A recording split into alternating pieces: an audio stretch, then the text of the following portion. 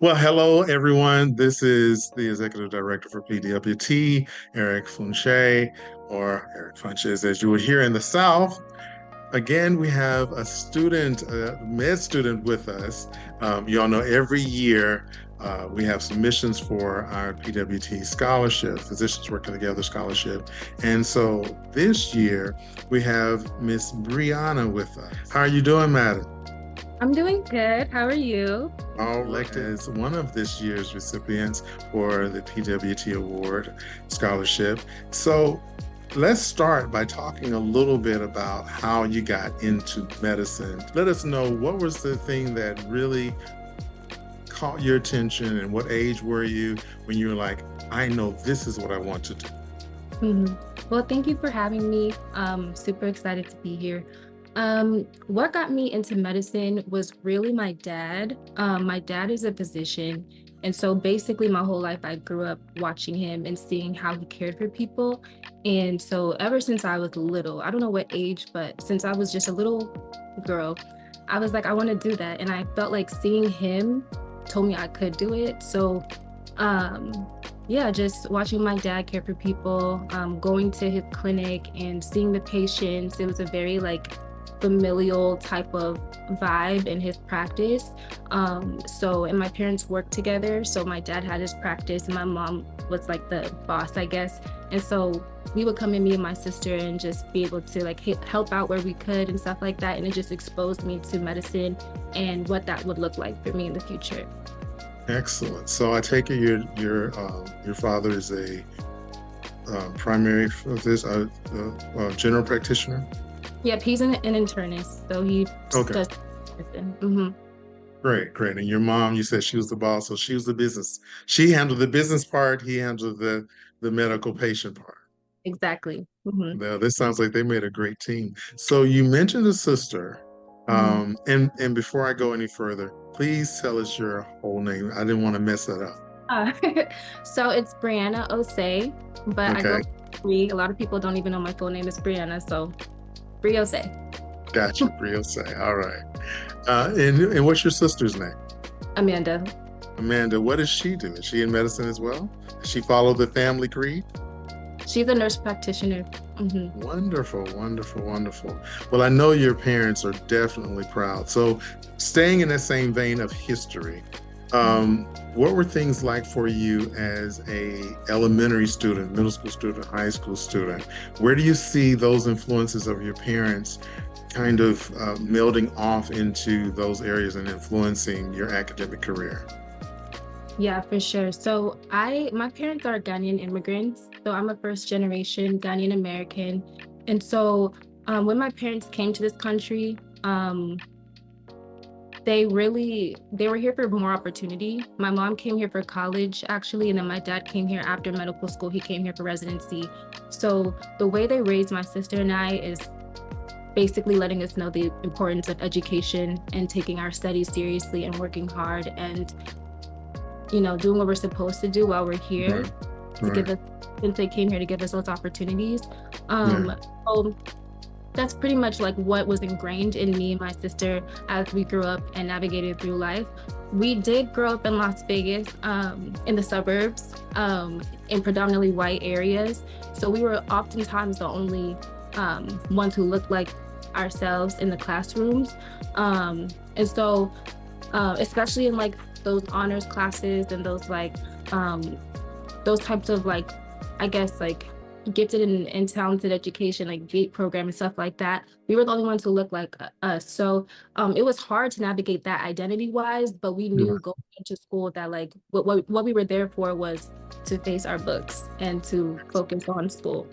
Excellent. So, if you don't mind, give us your parents' names. I really want to give them that shout out and recognition. So my dad is Dr. Henry Osei, and then my mom, she passed away 2 years ago, but her name was Leslie Atrabonda. Ah, beautiful, beautiful. Well, our condolences to you and your sister and dad. I know I know it was really hard at the time, but I know still you carry her spirit with you and her legacy. And I know right now she's looking on and smiling, just smiling real big and real proud of her daughter. Thank So Yes, indeed. So as we think about legacy and representation, PWT, Dr. Jackson is very much about that. When she went to school and all through her intern, through residency, she faced some things. So she definitely understands your struggle and what you're experiencing. That's why she wanted to do something like this to help medical students, particularly medical students of color, but not necessarily just medical students of color, because PWT is about bringing all physicians together and helping them to grow. How do you, as a medical student now, having gone through your pre-med program and now in medical school, and before I continue with that, what level are you in medical school right now? So I'm a Where are you? resident, third year. Go ahead. Okay, third, yeah, okay. Um, so with those experiences, what are some things that you've learned or seen that you think would be helpful to others who are thinking about or in the midst of this path, this journey? I think the biggest thing is if you know that this is what you want to do not let anybody tell you that you can't do it. For me, in my pre-med journey, it was not linear. I had a lot of, I guess, obstacles that I had to overcome in order to get to where I am today. And throughout that journey, there were people who said, like, you can't, maybe you should think of something else, or maybe this isn't the course that you should go on, or you should think about this career option. And for me, I think the biggest thing is being steadfast, surrounding yourself with mentorship and peers and people who encourage you and believe in you and support you, which I had a lot of as well. So that's important. And just making sure that you don't get thrown off by anybody else's maybe projections onto you about can't do or can and can't do, because you can do it. Literally, you can do it. If you put your mind to it, you could do it. So again, like mentorship, having people who are in the position that you want to be in, looking out for you, helping you make the right decisions, so to speak, as far as like to reach your goal. And then again, like just making sure you have that support system around you and you'll get there. So that's important. That's definitely important to me. So on that same vein of mentors, who besides your dad and your mom's influence, who are some of your mentors, at least two or three of the main ones that you feel have influenced your trajectory? Right. So growing up, because I wasn't necessarily directly surrounded by people that might look like me or share my same cultural values, I ended up joining this organization called Alpha Men and Divas of Tomorrow, which is this organization under Alpha Phi Alpha Fraternity Incorporated. And basically, they're a youth organization to help mentor Black and Brown kids in Las Vegas. And so Dr. Leon Jackson, Miss Waila, and Miss Tasha were like my biggest mentors. Like that really blossomed me into like the confident woman I am today. It introduced me to public speaking. It introduced me to how to be a leader. And so that was back in high school, and it's still some of the values that they taught me in that organization still exists within me today. So what would you like to, once you become a physician, what is something, because I know you've already thought about it, being that mentorship was a big part of, and that support system, as you've mentioned, was a big part of you getting to where you are today. How do you see yourself as a physician paying that forward, giving back? That's a good question. I think innately I'm someone who would like to heal and help people, whether that's through words, like with my spoken word, or whether that's through medicine with actually directly like helping and healing patients. I think another thing, as far as like paying it forward, is something that I'm really big on is like talking to the youth, because like that's our future. So I like to go to like events where there's events and speak to the kids and like talk to them about like their goals and their dreams. It doesn't have to be just medicine, just whatever they want to do, like just instilling that confidence in them. Like I think that's a big thing, just giving young people confidence and encouragement to do whatever it is they want to do. So when I become a doctor, God willing, I will be able to speak to kids and like just speak life into them. Yeah. Yeah. Well, I believe God is willing, so you are going to become a doctor. Yes. You're gonna pass all those exams and do what you need to do in the world. That's beautiful. And you spoke, of course, about being able to speak life into them as life was spoken into you. What started this whole spoken word um, influence in you, the power of the spoken word? That's what you submitted as your entry for winning the competition for the scholarship. And listening to your words was like, oh, this is profound. This is coming from some experiences that were deep within. What is your motivation? How did you get started in spoken word? So I would say like maybe like in middle school, like sixth grade, that's when I got introduced to like just um conscious rap and like Mm, lyricism, things like that. And then when I got a little bit older, I'd say like high school, through that organization I mentioned earlier, they had this thing called Black Books Bonanza where kids were able to showcase their talent. It was actually a poetry slam. And so I would just make stuff up. And I never wrote, I never write down my spoken words, it's all in my head. So I remember I would just keep going over and over and saying like this one piece I put together.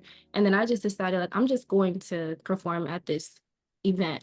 Um, and from that point on, like I would just throw myself up there and start performing things that were in my head, and people received it well. And then I started doing like just little competitions here and there around Las Vegas, and like I would win, and I was like, wow, like they really like they really like my stuff.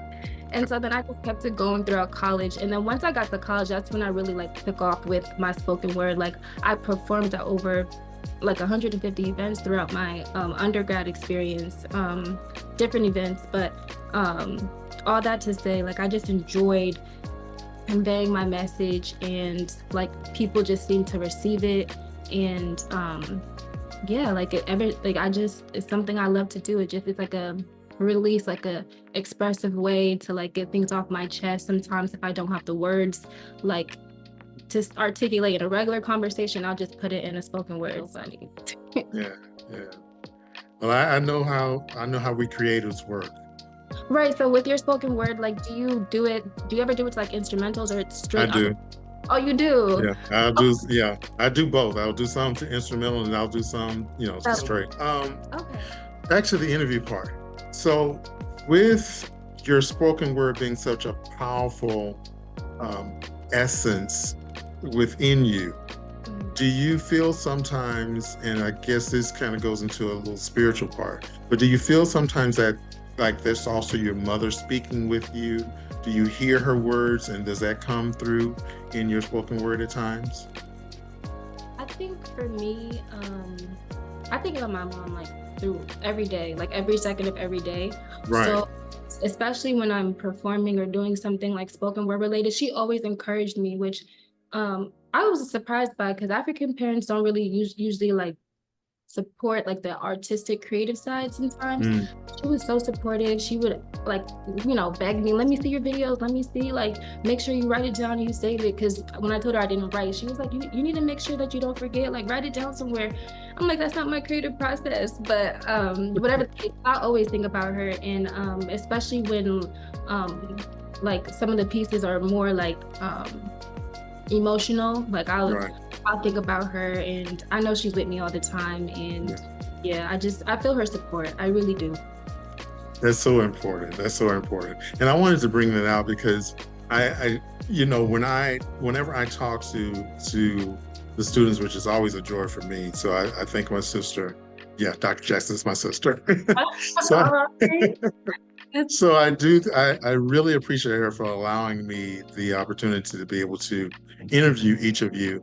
But I think it's important that you be shown as a real person that Mhm. is going through some of the same things that other students are going through, so that when they look at your interview, they are able to relate. They are able to know, okay, she was in med school when this happened, and yes, she's persevering, or she was in her process, and yes, she's persevering. I can be strong like her. And I think what you got from those who were your advisors, your mentors, your strength. You talked about having that, building that community. I'm hoping that they'll see not only that was your words and that others did that for you, but that in what you do through spoken word, through that gift that you've been given to give to others, and um, through what you're doing as in becoming a medical student, becoming a physician that works together with others, that you're also showing them how they can be and do the same. Um, how did you hear about physicians working together and this scholarship award contest? So I got an email on my school email. I think it was one of our faculty members had forwarded out to the community Mhm. and read up on it. And as soon as I saw like what the scholarship was about, it like resonated with me because like you said, like we are medical students and physicians, but we are also people too. We're dynamic, we're versatile, we have many layers, different things that we're passionate about. And so that the scholarship description spoke to me. I was like, okay, this is an opportunity for me to showcase that while I am an academic student, I'm also a creative and I also am artistic. And I love that about the organization and the scholarship opportunity. What would you say to other physicians, particularly veteran physicians that have been in practice for quite a while? As someone coming into practice, what would be your words to them of encouragement or either something that you think they may have forgotten that they need to be reminded of that could make the medical community stronger? I think a big one is grace. I think that when we are entering as young, bright-eyed, eager to learn physicians or future physicians, those who came before us were once in our position as well. And I think that it's important to remember their journey when they see us coming in and just give us that grace and that understanding to, in that space, to grow and learn. It's not going to be a walk in the park, but I think just the idea of giving us the same grace that maybe someone might have given them throughout their journey is super important. And also just, yeah, I think that's the biggest one. I appreciate that. That makes a lot of sense. And it is true as a veteran educator, I know that sometimes when you're in a field for a long time, you look at those who are coming in as, like you said, bright-eyed, bushy-tailed, like, oh, they don't know very much. Well, I didn't know very much either, but what I did know, I did well. And I think that's the important thing to remember. They have been trained to the particular level that they're at. And obviously, if they've passed the tests, they've done the exams, they've come through that rigorous training, they're going to do well what they do know. And whatever else is given to them, they're going to apply that same wit and tenacity to. So I think you're exactly right. Having that grace is going to always be an important part. To other I was ready to say to others who have won the award, as well as to others who would look at your video and be medical students coming up that want to try for this award, what would your advice be?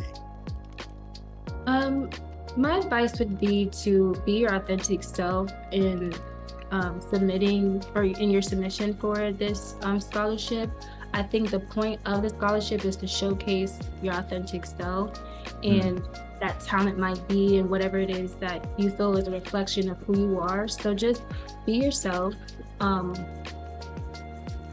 you know, showcase your talent. I think oftentimes like what stops a lot of us from putting ourselves out there is fear of judgment from other people. Hmm. I think Hmm. just easier said than done, but just put yourself out there. Like just follow your heart. I get to be so vague, but like seriously, like the only person stopping you from getting to where you want to be is yourself most times. So just go for it. Go for it. Yeah. And you said that in other words before when you were saying the only person that can stop you is you, Mhm. you know, basically just continue, don't give up.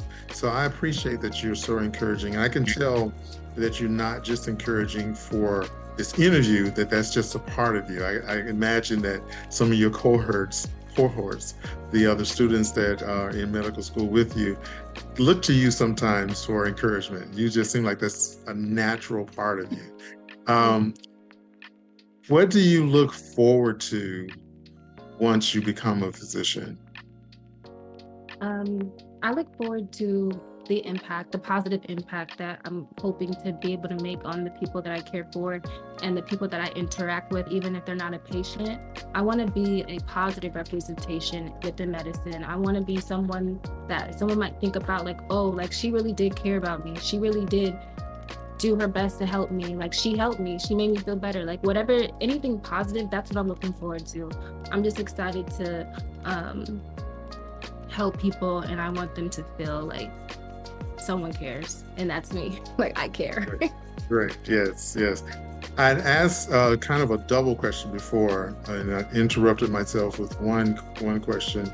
But the first question was words to those who have come before, as far as uh, winning the scholarship.